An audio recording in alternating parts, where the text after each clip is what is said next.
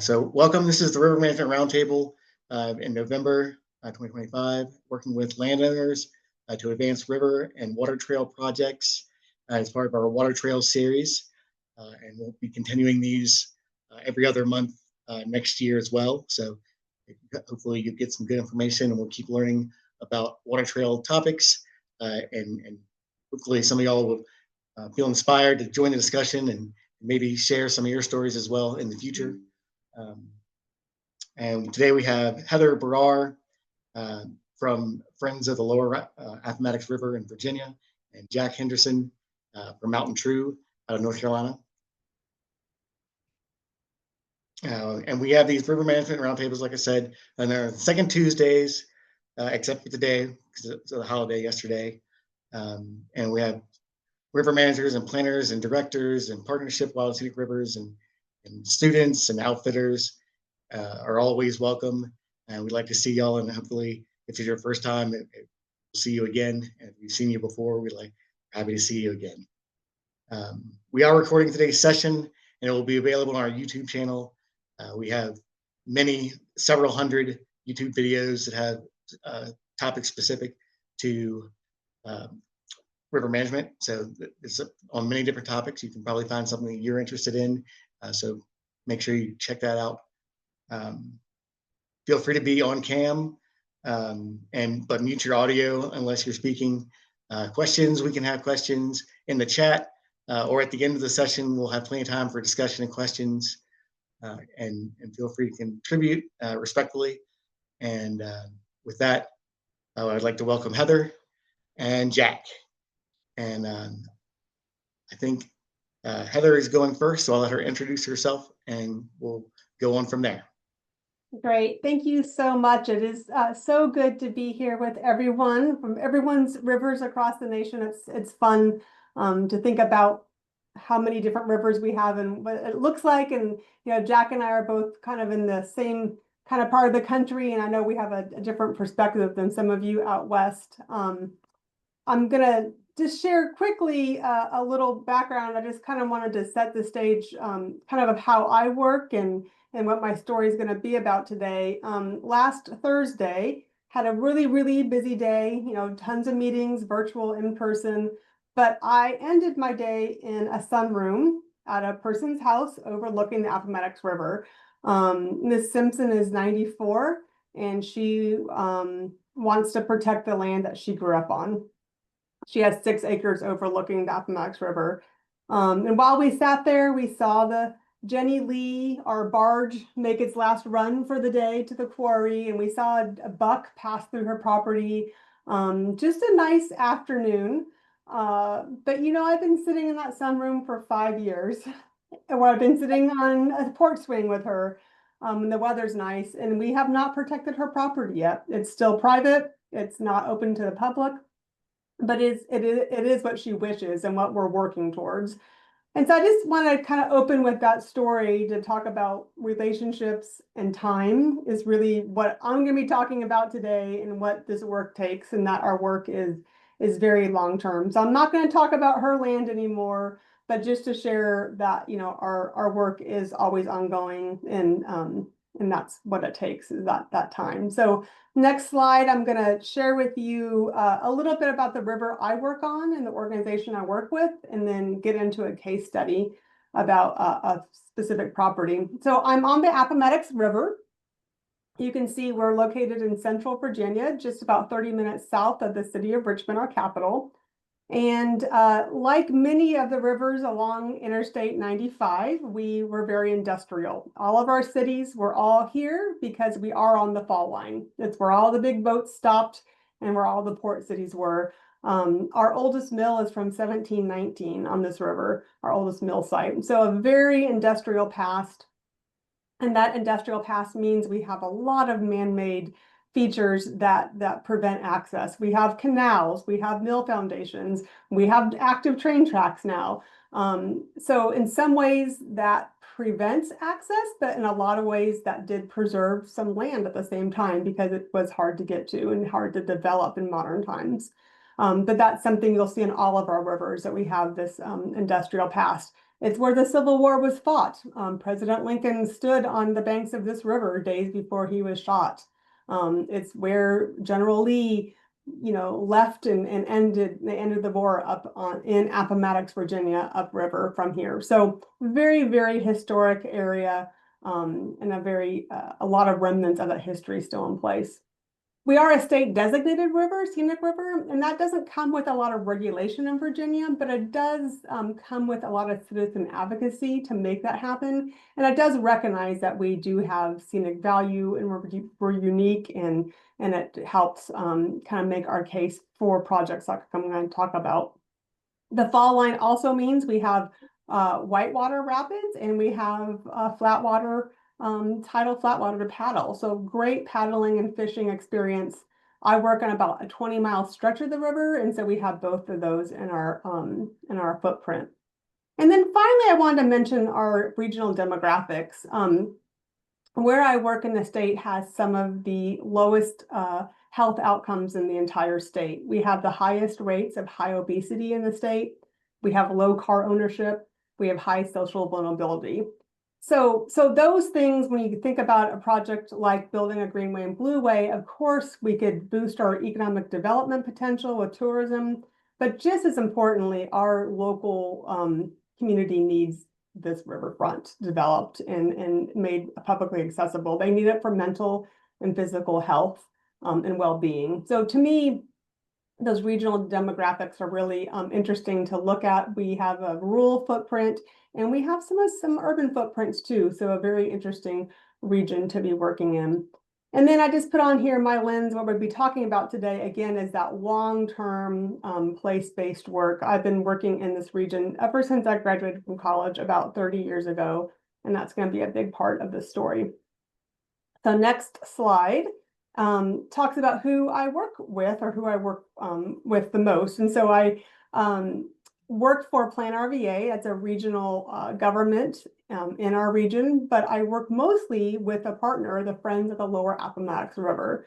FOLAR is about 20 years old, coming from a regional planning process that said, hey, this river is great. It unites the region, and we really should make it more of a recreational transportation asset for the region. So we started all grassroots, all volunteer. In about the last 10 years, we started adding professional staff, and we're up to a staff of four full-time employees working on this mission. We now do invasive plant removal with volunteers and native plantings, and we do some river programming you can see on this slide. So next slide. Land acquisition, I think, is what everyone wants to do, and it really is the fun part of the work. But it takes a lot of planning to get there. And I'm a forester by training and a long-range planner. So I just need to set the stage of how you get to a land acquisition project, is you have to back up and do this big picture planning. So in 2016, FOLAR led the regional effort to create a regional master plan. What we're doing is a greenway and a blueway. So our plan is both parts a land trail for walking and biking, all ages, all abilities, but it's also a blueway through the region. And as all of working on a scale like this, folks might put their boats in one locality and take them out in a different locality. So instead of going to all those different parks and rec departments, consolidating into one place and taking that regional vision is so important for our projects, for the users and for the planning aspect.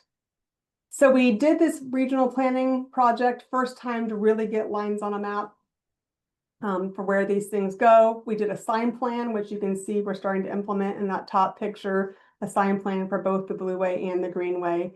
But to me, writing the plan wasn't the important part. Getting it adopted by the local governments and into their planning documents, to me, as we're going to go into the story, is really the most important part of this. All the localities have resolutions of support. It's now incorporated into all the comprehensive plans and parks plans. We have a military base. We have a national park site. We have a state university.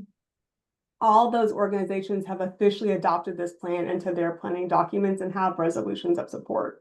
So to me, that's a really integral part of the story, is having that official support and not just the people at the time, but having those institutions actually adopt these plans.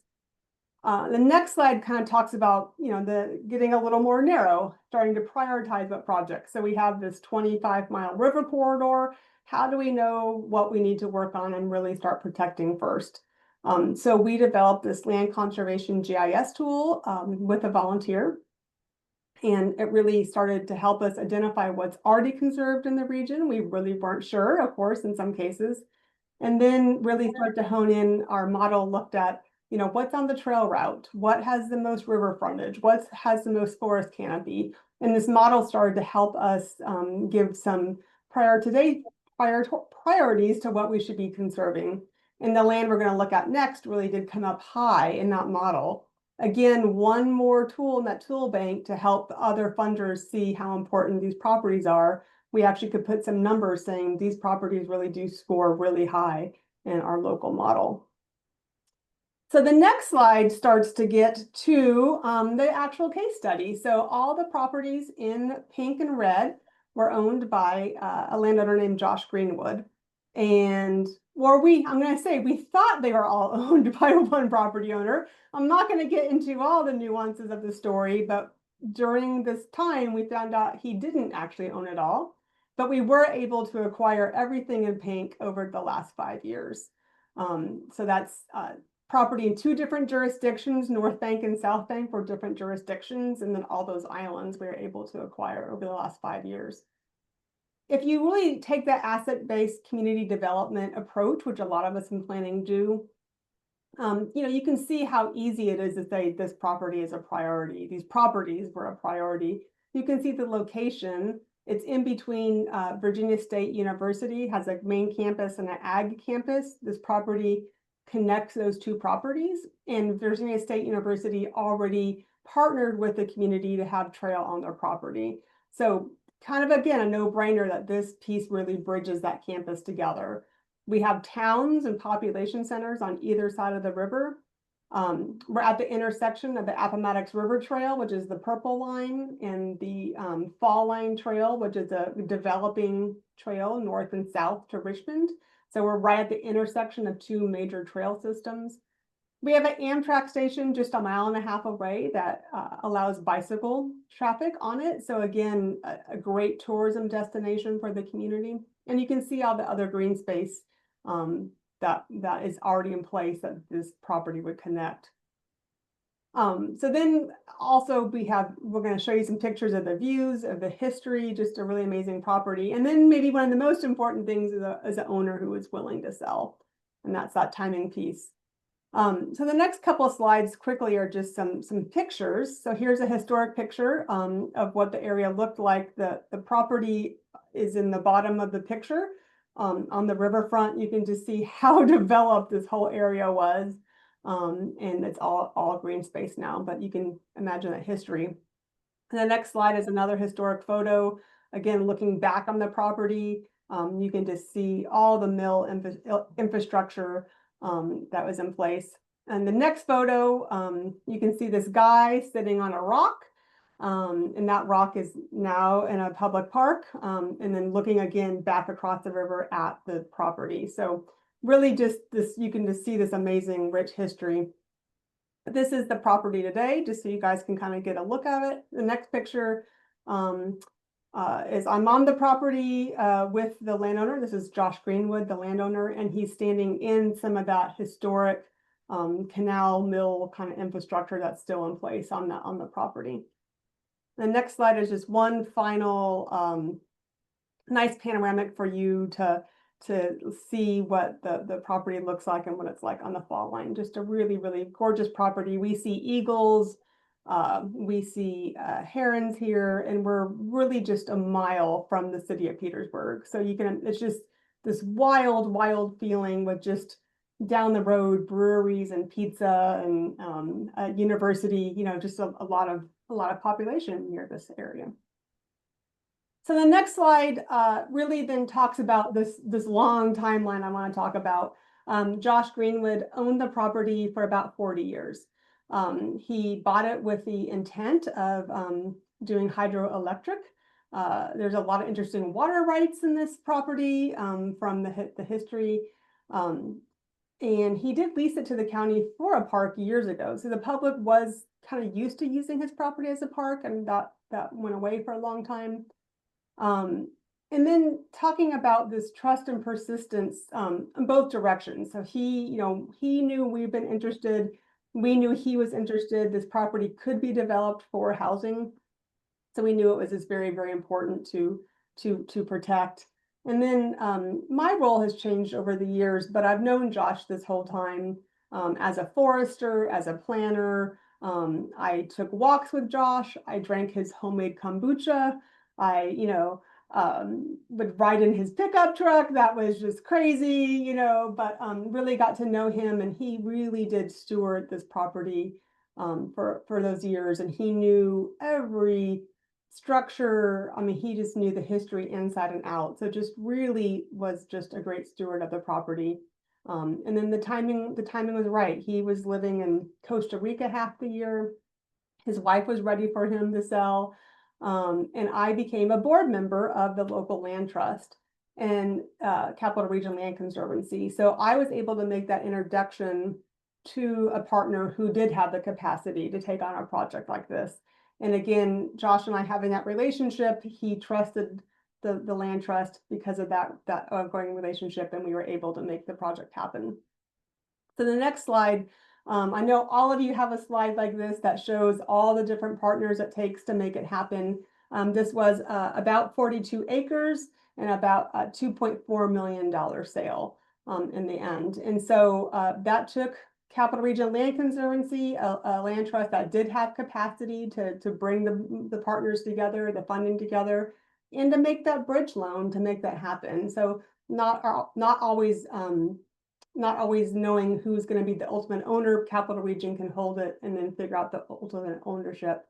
A lot of funding partners, and that's what I mentioned before, having all those plans from the state outdoor plan all the way down to the local plan saying this project is important to the state, it's important to the local, those funders being able to see that written over and over and over again. They're able to say, yes, we support this project because we see that it's been important to the community this long. It also scores very high in conservation and historic models, so that was also a great part of the work. But again, having the county long-term partner, Folar kind of being that local on the ground partner, Capital Region having the capacity to bring everyone together and make that loan really is what made this happen in the end. Next slide. I just wanted to hit on a little bit, 42 acres might not sound like a lot. I know some of you work on much, much bigger scales and bigger properties. And half of that is probably island. So we're probably talking 20 acres of riverfront. But you saw before the gaps that it closed, right? So that's really so important. It closed a gap in the system. The other really important piece is that it created new water access on the north bank. We didn't have any north bank access for miles and miles, and it's before the last rapid that's very technical and many people don't want to run. So really great to be able to establish that last takeout before the rapid. We knew our public safety folks wanted another access point. So again, just another reason that we would want to acquire this property. And also, the public can't see this, your board can't see this, but cleaning up title and jurisdictional boundaries feels so good. And that really is what was holding up the project for years. Just this he said, she said, who owns what county is that even located in? These properties are so old. There was just a lot of that, unknowing that really helped clean all this up. Next slide. I just wanted to kind of mention wearing all those hats, and I wasn't sure how I was going to show that. And I last week went to a couple meetings in one day where I realized I had different name tags with different organizations. So I think, I wasn't really strategic doing this. It's just what I love. But, working for an organization and being on boards of other organizations that can support the same work just really does strengthen, your relationships. and strengthens, your breadth of your work. So I really am lucky to serve on the board of a land trust and work in the land conservation world. Really is my passion, and really am proud that I am able to wear the different hats and put that together. The truck is awesome. Yeah. So I just wanted to tell that little story. So I was a forester and I fought forest fires when I was with that job in my 20s. And it's just interesting, when I was working on a plan in Chesterfield County about 10 years ago, it was very, very contentious, and the agriculture community came out against the bicycle and pedestrian plan, and they were not supportive. And then they saw that I was a project manager, and they actually called me up and said, we were against this, and then we saw your name, and now we're confused because we think you're a good guy, like we think you're a good person. And you fought fires on our land, and we know you. So how could you be running this project, right? So I just think thinking about your role in the community, whether that's a barista or a river guide or whatever you do, you're building relationships and you're building trust, and you're not even really sure when that's going to come back again, right? I would never think fighting a forest fire would help someday writing a pedestrian and bicycle plan. But I was very proud of that work. And while the agriculture community didn't support the plan, they did come to the podium at the end and say, we don't support it, but we felt listened to, we felt heard, and we know that you took some steps to meet us halfway. And so again, I think in this time of like political discourse, it's really really nice to hear someone say something like that, and just to really keep that in mind when we're in our different roles, how that might come back and serve us someday. So I'm just going to wrap up with just two more slides here. One more, just again, talking about the relationships, the documents and the planning documents. And I wanted to show you this. Someone gave me this document from 1983 that says, hey, we should make the Appomattox River a park system, right? So it's typed, it's, bound in the spiral bound, and we still keep it to remind us that, this work has been going on before we were here. People wanted this to be a park system. We're finally just getting the capacity and the support to make that happen. But that to me is just so important to keep these old plans and to keep these documents, and just know that that is what's going to help move the needle. So the last slide, as I close out, I just wanted to, say thank you, and say really doing a presentation like this is a good reflection too. All of you know how long this work takes. This project took 5 years. But it's not just about planning, and it's not just about funding. It's about the people who own the land, who really make this happen. Josh Greenwood owned this land for 40 years, and he stewarded it, and he wanted it to be a park. I mean, that really is what he wanted his legacy to be. So I'm going to go back to Miss Simpson's property, and I'm going to sit in that sunroom, and I hope you guys can find some sunrooms or some property owners to walk with and build those relationships, because that really is what makes our work happen, is those relationships with the people who own the land. So I have one more slide just with my contact information. Please reach out. Always happy to have a conversation or come visit if you're in Virginia. And with that, there's a couple questions in the chat that I will kind of respond to while Jack gets started. And then I'm going to put an article in the chat for you guys kind of on this project, just so you can kind of have some more context on the project. So thank you so much.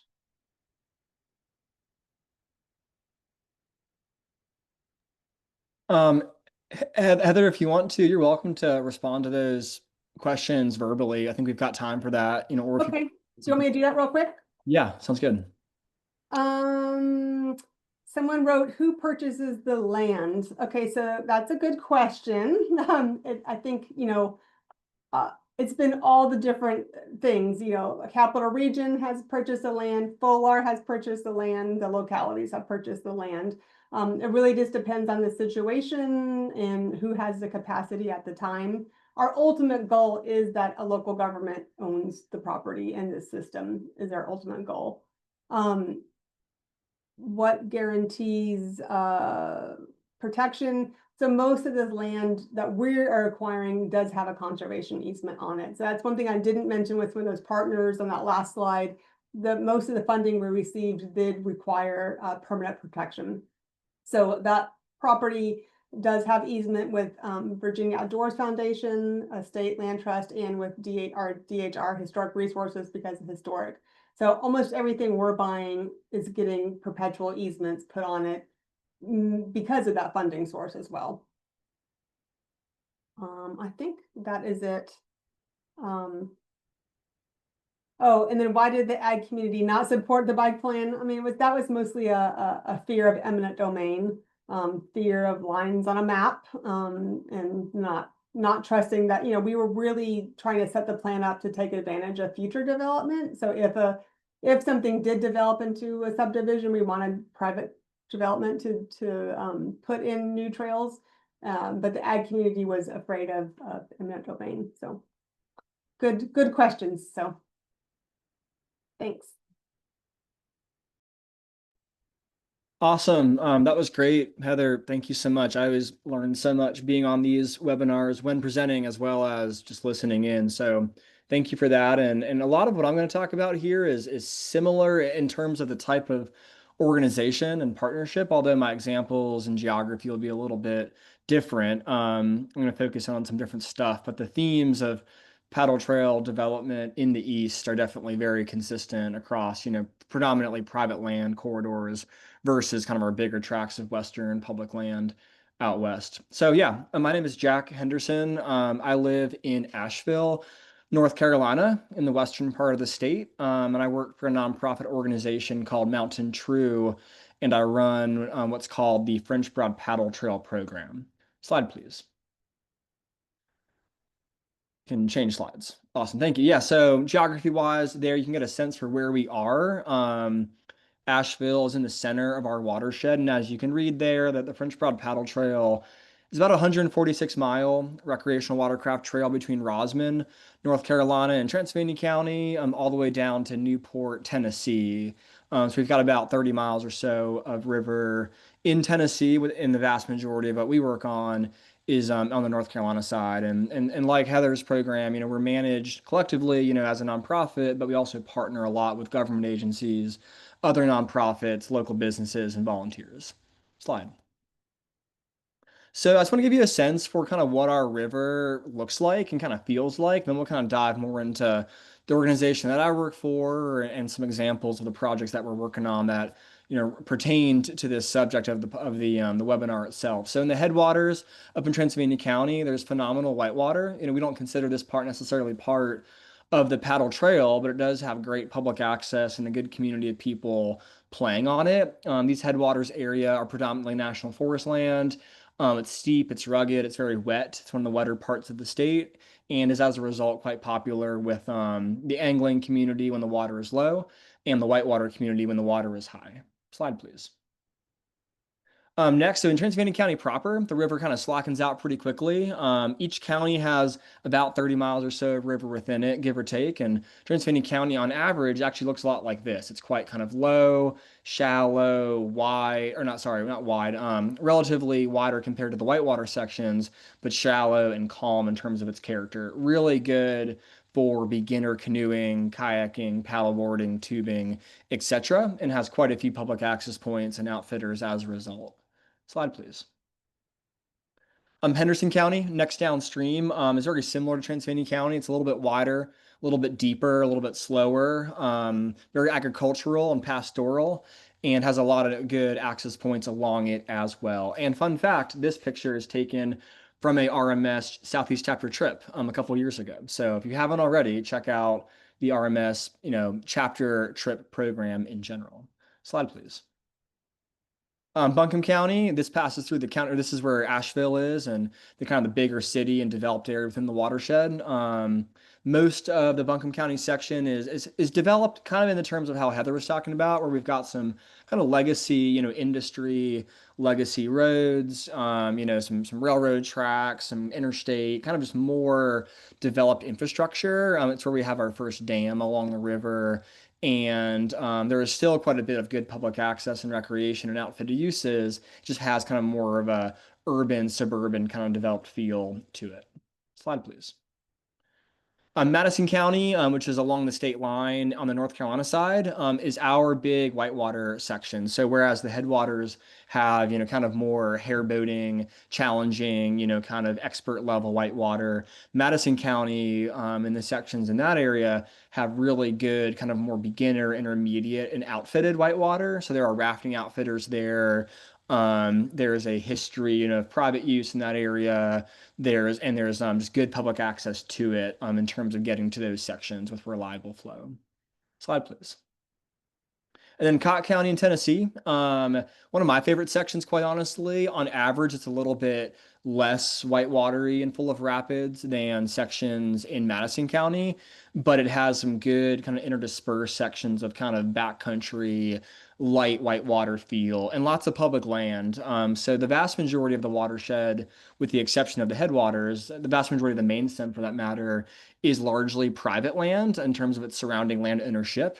There are plenty of instances of protected land, easements, public access points, and parks, but we don't have the kind of large swaths of public land along the river that you might see out west. The exception to that is kind of the northern part of Madison County and the southern part of Cott County, where we have national forest land from Pisgah National Forest and Cherokee National Forest along the river, which kind of makes for a much more kind of wild and remote feeling river. Slide, please.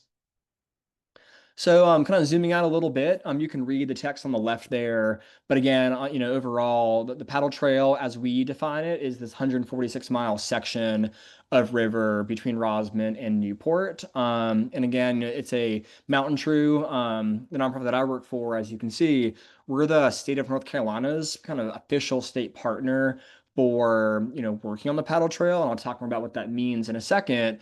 But on average, across the board, there are a lot of different organizations that partner to develop programming, which includes things like creating and maintaining access points, creating and maintaining riverside campsites, creating unified signage, website stuff, mapping stuff, et cetera, events and stewardship and all that. So many groups come together to work together, to kind of promote, steward, and improve the river. But there are a couple of organizations and government agencies that kind of do a lot of bigger heavy lifting. And so on the government side, on North Carolina, as you can see, the French Broad is a state trail, kind of like Virginia. North Carolina has a state trails program that is not regulatory like Virginia, in the same way as Virginia is not. But we also, it's similar in that it's kind of a celebratory system of, being responsive to public input and interest from the community and kind of, celebrating and talking about and increasing the access to certain, trails and rivers are included in that. So you can see the map there up top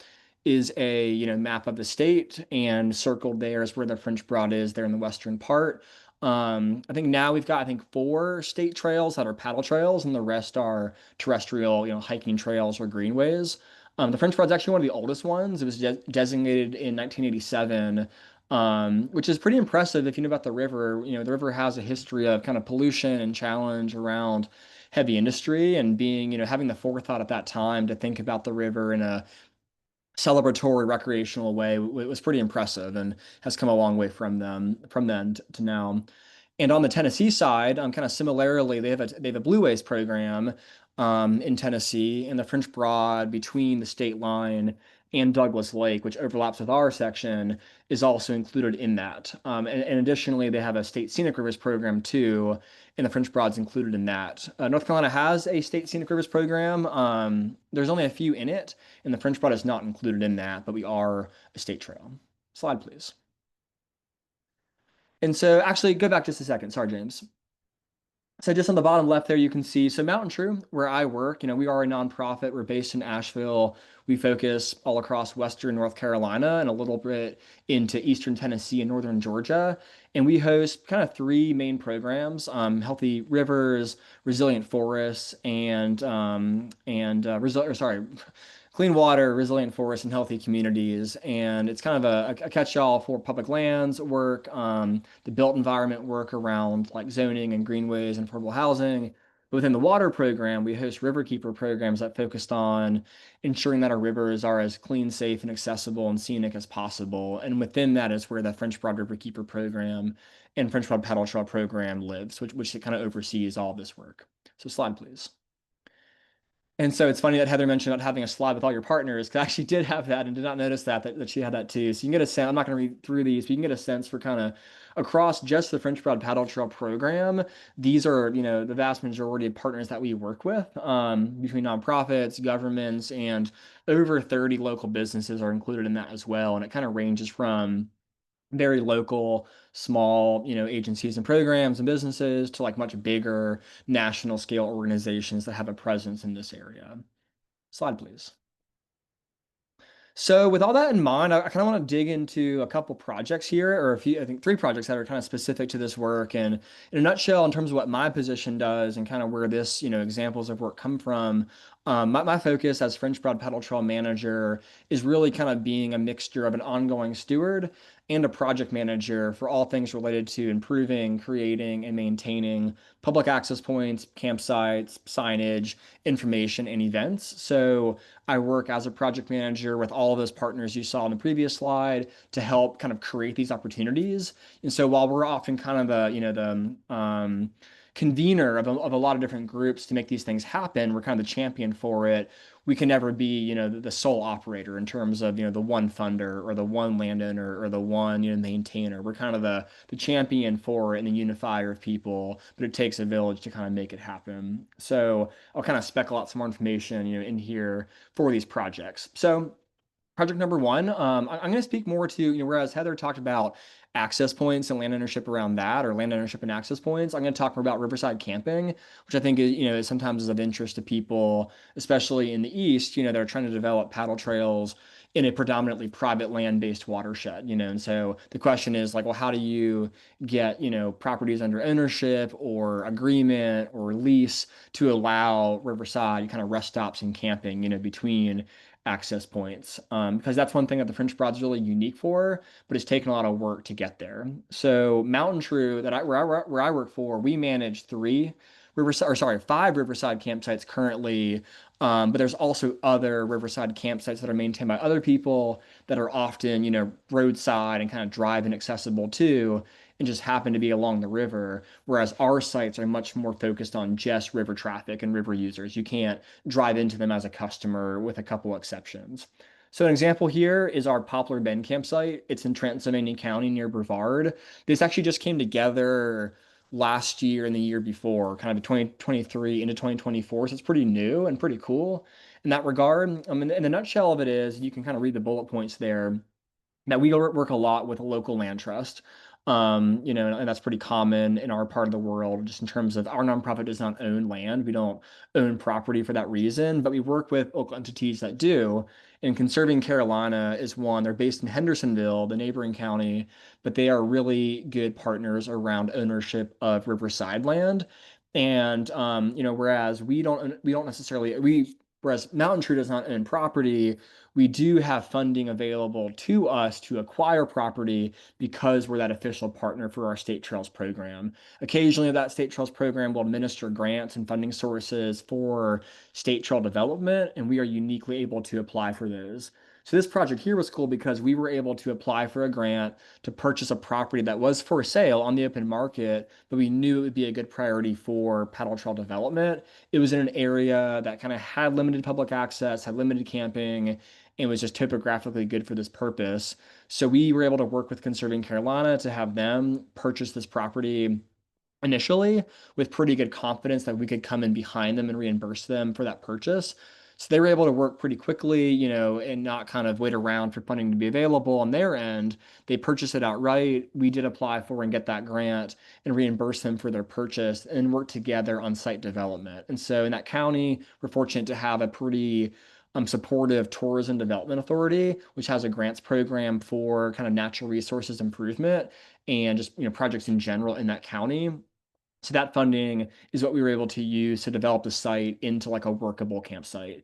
And that's what those pictures down below kind of show, the amenities that we have in terms of signage and access and, tables and fire rings and open space and that kind of stuff. So, future phases of that project will include a floodplain restoration being managed by Conserving Carolina and a public access point, boat ramp type thing alongside the road. So that'll kind of cut a section down that's currently, I think, 5 miles down to 2 and 3, which, 5 miles is not long by any means, but this section's very close to the town of Brevard and gets a lot of tubing traffic. And it will kind of allow for shorter, quicker runs, for the paddling public, while also, allowing access from the river to this particular campsite. So next slide. So another campsite here I want to talk about. This one's actually currently under development. It's pretty cool. It's happening like right now, quite literally. Again, this is a partnership with Conserving Carolina to where, over time they've acquired property along the French Broad for different reasons. And like many, many years ago, I think like 15 or 20 years ago, they were just kind of randomly donated this parcel of land. It's like an acre. It's pretty small along the river. It's landlocked. It doesn't have access to a road, with the exception of a right of way that's grown over with trees. It's not actually accessible by vehicle, but it's along the water. And I think way back in the day, multiple predecessors of myself and multiple predecessors of people I currently work with at the Land Trust were like, hey, this would be a cool stopover spot for a campsite or something along the river. But that was way before other amenities were built out. And so, kind of fast forward to a couple of years ago, we were trying to figure out opportunities for additional campsites between longer stretches without them. And this site kind of came up as one that might be available, depending on kind of cleaning it up, making it accessible, and kind of getting to it and figuring it out. And so, in the last year or so, we were able to kind of put together a plan to work together to create a lease to actually formalize a relationship to utilize that site, for a paddle trail campsite. And so it kind of just took, a few staff from both organizations really leaning into it, finding time to make it a priority and actually get a lease underway versus the kind of more funding and logistical complications of the earlier project. So this one's actually lower hanging fruit, just kind of took a while to actually get to and figure out. But you can get a sense for kind of, the challenges here is that the site's only accessible by boat. So everything needs to be paddled in, which some of those pictures kind of show there in terms of things getting to it. We're having to kind of hand build, access stairs into that site, working with heavy locusts from the water. There's no machine access and these banks are super steep. And then kind of figure out a maintenance plan around mowing and, access and that kind of stuff. So just another example of a unique partnership with a land trust to formalize relationship and have access to a site. Next slide. And then this one's a little bit different, but still really cool. That's actually kind of going back even farther. So in Madison County, this is in that Whitewater section, a lot of that riverside public land is national forest land, but it's actually separated by a railroad track and makes a lot of it kind of inaccessible for, legal and kind of suitable use for riverside camping in general. Luckily, many, many years ago, another partnering land trust based out of Asheville called Riverlink, they predominantly work in Buncombe County, but happened to come across an opportunity to place a conservation easement on a property along that Whitewater section in Madison County. And at that time, this was before my time, at that time, they kind of realized that there was good potential for public use there. And the landowner was really interested, kind of like Heather's example, in providing public use. He lives on the property, he has a portion of it under easement, a portion of it's kind of separated out. And he was like, hey, there's this kind of like flat area down by the river and by the road to it that would be really cool to have as like a campsite or like a picnic area or some sort of thing. And so the people at that time within the land trust and Riverlink as the land trust and MountainTrue thought it'd be really cool to work together to, in addition to the conservation easement, keep it under private ownership, but establish what's called a recreational use easement, which kind of, further ensures not just conserved land or the conserved aspect of the land, but recreational aspects of it too. So that recreational use easement, which you can kind of see on the map there, the lower hashed area is open to the public long-term in perpetuity. So whereas the other two parcels are actually owned by the land trust, but also have, restrictions to allow long-term, protected uses. This one, it stays in private ownership, but it's available for the public long-term. This site's pretty cool too, because it's actually high enough out of the water and the floodplain to where we can actually have additional amenities on it. We've got like a little pavilion, we've got a better composting toilet. It doesn't flood when the water gets really high. And also unique is that it can be driven to, which kind of like, in some ways might detract from the kind of like remote paddling nature of some of the other ones, but it's become more available to other types of users, which we're okay with. People that want to bike pack to it or drive to it or camp there after a river trip and then take off and drive away. And so it's been a good example of a kind of privately owned site that will probably remain in private ownership, but is, protected forever in terms of public use.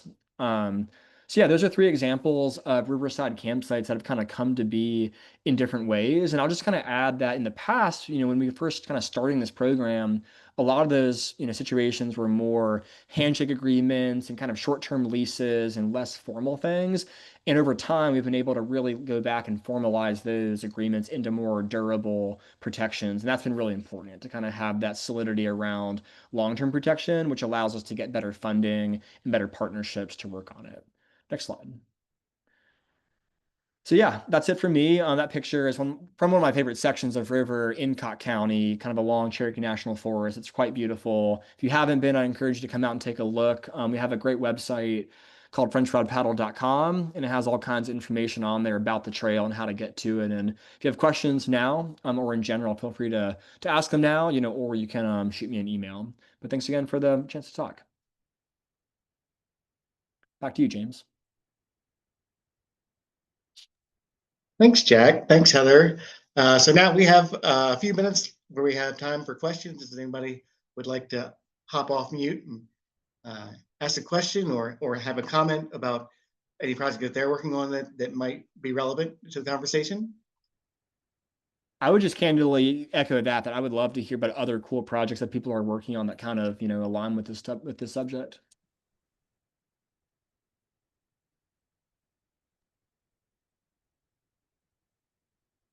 Hey Jack, it's Risa. Um, you guys are thank you both for your presentations. You at the very end you talked about early days being more handshake, having made more handshake a kind of relationship commitments, and you've transitioned into being so organized and having long-term documentation and agreements. What catalyzed the difference? Did anything fall through, or did somebody say, uh-oh, we should become more permanent, or establish more permanency in case we all get hit by a truck? Was there a day, an epiphany, or was it something probably developed over time, but wondered what maybe catalyzed kind of a shift in how you approached Yeah. landowner agreements? Great question. Yeah, there were really two things specifically that kind of brought that about. The first of which is that within about a 2-year period, we lost 2 of our campsites because the landowners, not for any bad reason, just kind of decided to no longer want to partner on that behalf. These were 2 campsites. One was in Henderson County, one was in Transylvania County. That, they were farmers that had farmland that kind of allowed us to use a portion of their property for campsites. And they, for different reasons, were like, hey, we rather kind of just take this property back and use it for our own purposes. Like, sorry, but it is kind of is what it is. And so that was totally fair, for them to do, given there was no formal agreement in place. But it kind of put us in a bit of a bind in terms of gaps, that were now created in those sections of river. So as a result from that, we were like, oh, we should really formalize the ones that we do have. And as we go forward, we should, have better protections in place, whether it be a lease or an easement or an acquisition, etc. The other thing was kind of in the good realm. The state trails program in North Carolina started allocating more funding for improvements. And so we realized that we had access to more funding now to improve these campsites in terms of like kind of small things like putting in better picnic tables or fire rings or improving the composting toilets and signage, to like things like actually putting in like real access points at access points, or other bigger things around that. But that funding required, either a formal a 20 or more year lease, or preferably public ownership or land trust ownership. For good reason, funders don't want to invest money in a project that can get retracted the next year, or even less. And so when that funding came around, it kind of forced us to legitimize things at our existing sites and new ones to be able to access that funding. Mhm. Cool, thank you. Yeah, I'd echo Jack there. Same thing. It's really that funding, like it was, for us, it was volunteers who started it and we're doing the handshakes and clearing things up. But to take it to the next level and get the funding, then it takes, yeah, some more clear ownership, that sort of thing. Yeah, thank you. Just, yeah, I would just say for anyone here that's looking to do more paddle trail development, I'm guessing you've already done this, but if you haven't, I definitely encourage you to formalize good relationships with land trusts in your area if you have them. If you don't have land trusts in your area, local governments can also hold easements. Like a lot of private landowners might not want to sell their property, but they might be open to granting a temporary or perpetual easement. And a lot of county governments and local governments, they have the authority typically to hold those easements, even if they don't know that. And so you can kind of figure out different ways to find solutions, even if they're not readily available. And I see Matt's question in the chat about examples of conservation easements and deed restrictions. I'll just give a couple really quick. In North Carolina here, the state recognizes a recorded conservation easement document held by a land trust or government as that form of protection. So for Conserving Carolina, for example, they have a typical template that they use, for their own conservation easements that we have properties on. And most of our sites with them are actually on their owned property. But to, I think, Matt's earlier question, even if in our example, Conserving Carolina owned that property outright, they owned it fee simple. If they went out of business or they decided to sell the property, it's not actually protected at that point beyond their initial ownership. It kind of suffices for our funding needs, but in reality, it's not as durable as we would like. So, because of that, in some ways, the state funding source that we work with, they actually require any funding that they put towards a project, that property has to have what's called a deed restriction on it, where they can kind of put additional language in the ownership of that recorded deed to say, hey, this funding requires long-term public access, regardless of ownership. And so that's a little bit less powerful than a recorded easement, but it carries a lot of significance, and should be able to be withheld legally if it's ever contested. So the easement, and the easement language from the land trust and the deed restriction are two things that we use, and the state provides the language for that deed restriction based off their funding. Awesome. Thanks, Jack, and thanks, Heather, so very much. We have this is recorded and we put up on our YouTube channel, so we encourage you to subscribe to that. We also have the River Training Center. Next week, we have the Using Fluvial Geomorphology to Improve Stream Restoration and Watershed Management short course, which is a really cool course. And then we have the River Management Roundtable for December. So please join us again. I've dropped a link to the survey in the chat. So please take some time to fill that out. And finally, I'd like to mention that not only are our presenters awesome, they're also members. They're RMS members, both of them. And so if you're not a member, I would encourage you to join RMS and join our community and get access to things like our listserv, where you can ask questions and get answers, and have access to all the other professionals and folks that work on rivers with our directory. And again, thanks for joining today, and we hope to see you in the future for other water trail related presentations.